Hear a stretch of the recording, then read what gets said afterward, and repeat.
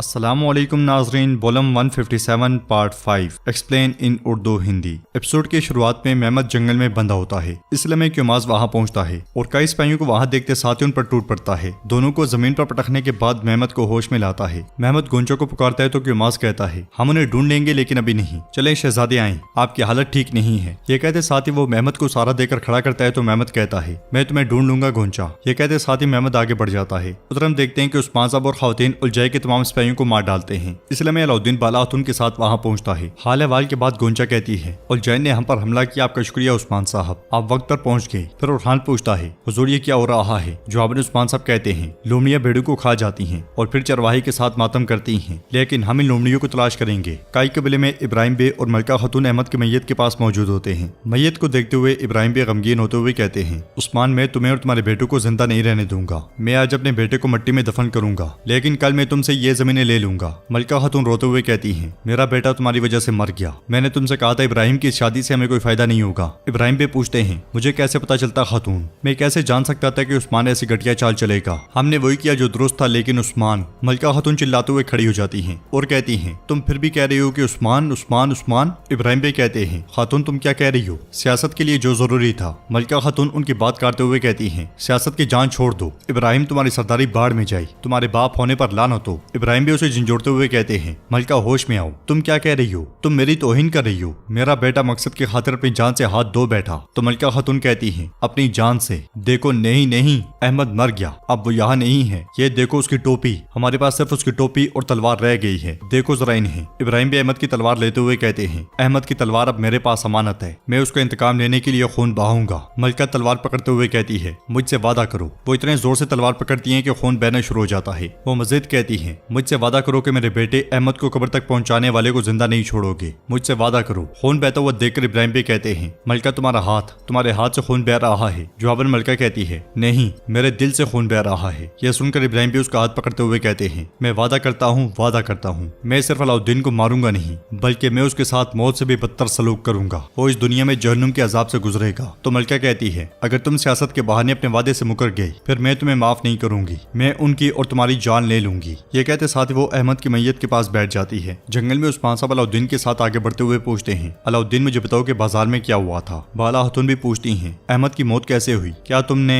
तो अलाउद्दीन कहता है नहीं माँ, हमने जब कबीला छोड़ा तो वो जिंदा था। मैं जब गोंचा को जिंदान से बाहर लेकर जा रहा था तो अहमद आ गया। हम लड़े, लेकिन मैंने उसे नहीं मारा। गोंचा कहती है जब हम जा रहे थे तो वो बेहोश था। अलाउद्दीन ने किसी को नुकसान नहीं पहुंचाया, हत्ता के जंगजूओं को भी इसने सिर्फ बेहोश किया था। यह सुनकर उरहान पूछता है फिर अहमद को किसने मारा। तो उस्मान साहब कहते हैं वो तुर्कमानों को एक दूसरे से लड़वाना चाहते हैं। वो चाहते हैं कि सदरान आपस में लड़ें ताकि उनके दरमियान जंग छिड़ जाए। इसी वजह से उन्होंने अहमद को कत्ल किया और इल्जाम तुम पर लगा दिया। तो बाला खातून पूछती हैं उलझाई के बारे में क्या, उसने तुम पर कब हमला किया। जवाबन गोंचा कहती है बाजार से निकलते ही उन्होंने हमारा रास्ता रोक लिया। यह सुनकर उस्मान साहब कहते हैं तो उन्होंने तुम्हारा ताकुब किया, जब तुम चले गए तो उन्होंने अहमद को कत्ल कर दिया। ऐसा लगता है कि सबके पीछे उलझाई है। फिर सिपाही सुंगुर कहता है हुजूर बुरहान बे भी थे, वो हमारी हिफाजत कर रहे थे, फिर वो पीछे हट गए। यह सुनकर उस्मान साहब कहते हैं बुरहान अब भी अपने तौर पर काम करने की कोशिश कर रहा है, वो तनहा लड़ाइयों में हमारी हिफाजत कर रहा है। तो जरकुतै कहता है मेरे हुजूर वो आपको छोड़ नहीं सकता, आप जानते हैं उसकी नीयत साफ है। तो उस्मान साहब कहते हैं मैं जानता हूँ जरकुतै में जानता हूँ, लेकिन उसकी सजा जरूरी थी। उरहान पूछता है मेरे हुजूर अब हम क्या करेंगे।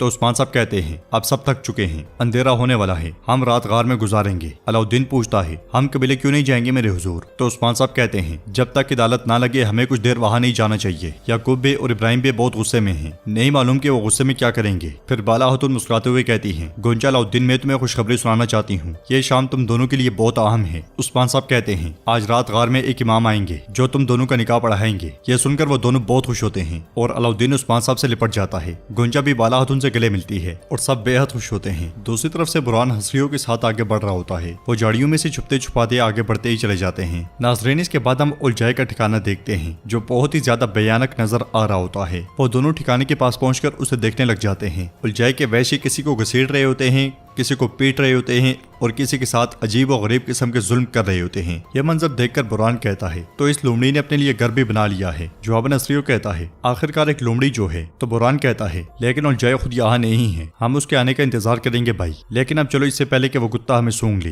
वो जाने ही लगते हैं कि उलझाए के सिपाही उन्हें घेर लेते हैं। बुरहान हथियार निकालने की कोशिश करता है तो खसरियों से रोक देता है। उलझाए के सिपाही नारे लगाते हुए कहते हैं मार डालो इन्हें, मार डालो। उनका वैशीपन देखकर वो दोनों हथियार डाल देते हैं। उलझाए के सिपाही उन्हें लेकर ठिकाने में आ जाते हैं। दूसरी तरफ हम देखते हैं कि नाकाम उलझाए और मेहमद आमने सामने आ जाते हैं। उलझाए मेहमद से कहता है तुमने देर कर दी, उस्मान अलाउद्दीन और गोंजा को ले गया, वो उन्हें खुफिया जगह में ले गया है। बज़ाहिर वो सब पहले से जानता था, जब तुम शादी में गए तो उन्होंने तुम्हारी बहन को अगवा कर लिया। मेहमद चिल्लाते हुए कहता है अलाउद्दीन अपनी जान से इसकी कीमत अदा करेगा, या तो वो या मैं, इसके अलावा कोई रास्ता नहीं बचा, वरना मैं अपनी इज्जत खो दूंगा। जवाबन उलझाए कहता है तुम्हारी बहन उसके साथ मुतमईन थी, तुम क्या कर सकते हो, तुम्हारी बहन अपनी मर्जी के साथ गई है, बल्कि वो उनके साथ हमारे खिलाफ भी लड़ी। ये सुनकर मेहमद कहता है गोंजा भी इसकी कीमत अदा करेगी, इसका हिसाब लगाना मुश्किल है। उलझाए उसे मजीद भड़काते हुए कहता है हम दरमियान की सलाहियत और ताकत को अच्छी तरह जानते हैं, क्या आप कहीं से इसका हिसाब नहीं लेंगे मेहमद साहब? अपनी फौज जमा करो, जंग अब नहीं तो फिर कब होगी? मेहमद कहता है फौज भी तैयार है और जवान भी, ये जंग कईयों का खात्मा होगी, लेकिन पहले हमें वालिद को बचाना है। जवाबन उलझाए कहता है फिक्र ना करो, मैं उन्हें उस्मान के हाथ से छीन लूंगा, जाओ और अपनी फौज जमा करो। मेहमद कहता है मैंने आपके बारे में सुना है, मुझे तुम पर एतबार है, अगर ये कोई और होता तो मुझे यकीन ना आता, जब मैं अपने वालिद को बचाऊंगा तो फौज जंग के लिए तैयार होगी। ये कहते साथ ही मेहमद चला जाता है और उलझाए सिपाहियों से कहता है ऐ लुमड़ियों अपने घर चलते हैं, हम अलखानी रियासत के गवर्नर को बताएंगे जो कुछ हो रहा है, फिर एक बड़ी जंग छिड़ जाएगी, हमें फौजियों की जरूरत है, चलो चलते हैं। ये कहते साथ ही उलझाए भी चला जाता है। नाज़रीन इसके बाद हम देखते हैं कि काई कबीले में यूनुस अमरे सरदार कुंदूस और आयकुत के साथ बैठे होते हैं और कहते हैं रसूल खुदा फरमाते हैं ऐसे फितने बर्पा होंगे कि उनमें बैठने वाला खड़े होने वालों से बेहतर होगा और खड़ा होने वाला चलने वाले से बेहतर होगा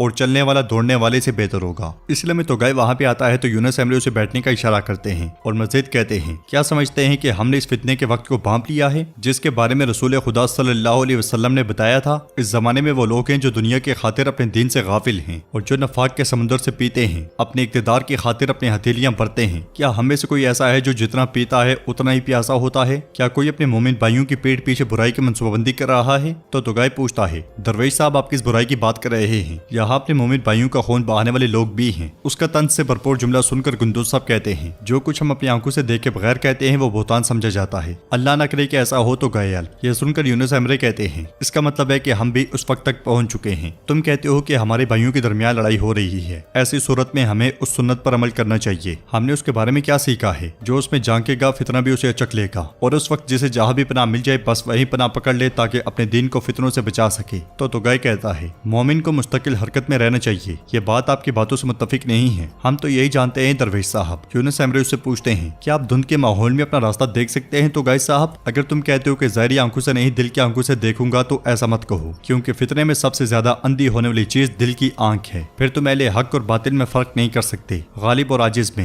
अगर आप फर्क नहीं कर सकते तो रुक कर इंतजार करना चाहिए। फितने के कम होने और धुंध के खत्म होने का इंतजार करोगे ताकि उन आंखों से पर्दे हट जाएं जो हक को देख सकें, वरना काफिर को मौका मिलेगा जब मोमिन मोमिन से लड़ता है। अल्लाह ताला फरमाता है मोमिन आपस में भाई भाई हैं। अगर मोमिन आपस में भाई बनकर उनके दरमियान नफाक डालने वालों को नहीं ढूंढेंगे तो उन पर कुफार का जुल्म कभी खत्म नहीं होगा। तो फिर फितना खत्म होते ही सब जाहिर होगा कौन कुफार का साथ दे रहा है और कौन भाईचारे से गद्दारी कर रहा है। हमें उन्हें ढूंढकर उसकी मुखालफत करनी चाहिए। अपनी बका का इम्कान सिर्फ इसी में है। और नाजरीन इसके साथ ये एपिसोड भी इख्तिताम पजीर होती है। अगर आपको वीडियो पसंद आए तो वीडियो को लाइक करें, चैनल को सब्सक्राइब करें और बेल आइकॉन पर लाजमी से क्लिक कर दें। इंशाल्लाह मिलते हैं नेक्स्ट वीडियो में, तब तक के लिए रखें अपना और अपनों का बहुत ज्यादा ख्याल। अल्लाह निगहबान।